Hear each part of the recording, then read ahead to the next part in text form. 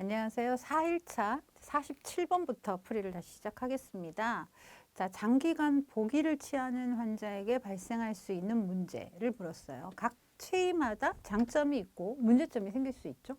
자, 보기 같은 경우에 엎드려 있어야 되기 때문에 목과 척추의 과신전 상태가 올 수 있습니다. 그죠?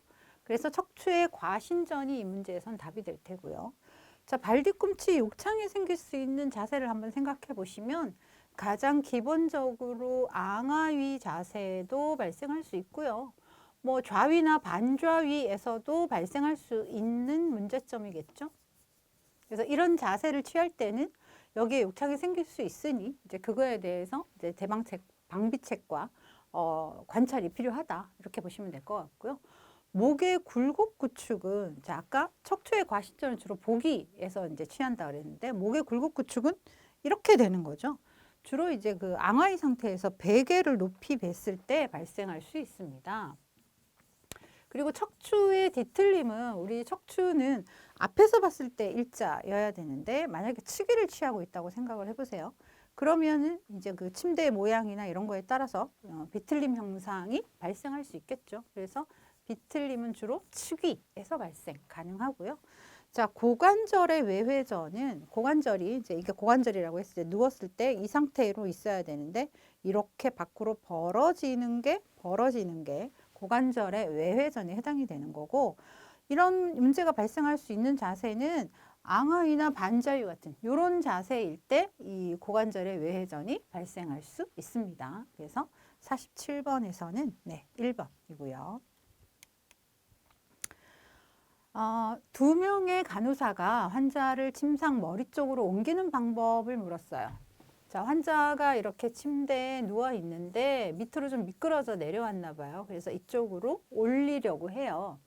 그런데 지금 두 명의 간호사가 옮기려고 해요. 그러면 양쪽의 간호사가 서서 환자 아래에 특히 이제 상반신과 그 대퇴 아래까지 두 사람이 손을 엇갈리게 집어넣고 살짝 들어서 옮겨야 되겠죠. 서로 구령을 부르면서 이제 구호에 맞추어서.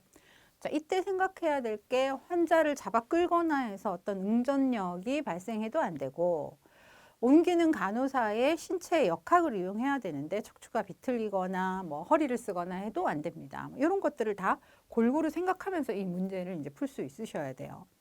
간호사는 침상 머리 쪽을 향해 선다. 자, 지금 보시면 환자를 가운데 두고 서로 마주보고 서는 게 더 반듯하겠죠. 이쪽을 보고서 이렇게 옮기기는 척추가 비틀리기 때문에 옳지 않은 자세에 해당이 돼요. 그죠? 자, 그래서 환자를 가운데에 두고 서로 마주보고 서야 되고요. 자, 우리가 옮기고자 하는 물건 가까이 서야죠. 그래야지 내 허리에 긴장감이 들어가지 않습니다. 그래서 가깝게 서야 되고 팔과 다리 근육을 이용을 해야지 등 근육, 허리 근육을 사용하면 허리 근육에 무리가 간다라고 얘기했습니다. 자, 양발을 어깨 넓이로 벌리는 무릎을 굽힌다. 이게 무게 그 기저면을 넓히면서 기저면을 넓게 하고 무릎을 굽히는 거는 기저면과 무게 중심이 서로 가까워지는 거죠. 자, 이렇게 하면 어떻게 됩니까? 안정감이 증가됩니다. 아주 좋은 자세라고 볼 수 있어요. 그래서 4번이 맞는 말이죠. 자, 협조가 가능한 경우 간호사는 환자의 무릎을 곧게 펴게 한다.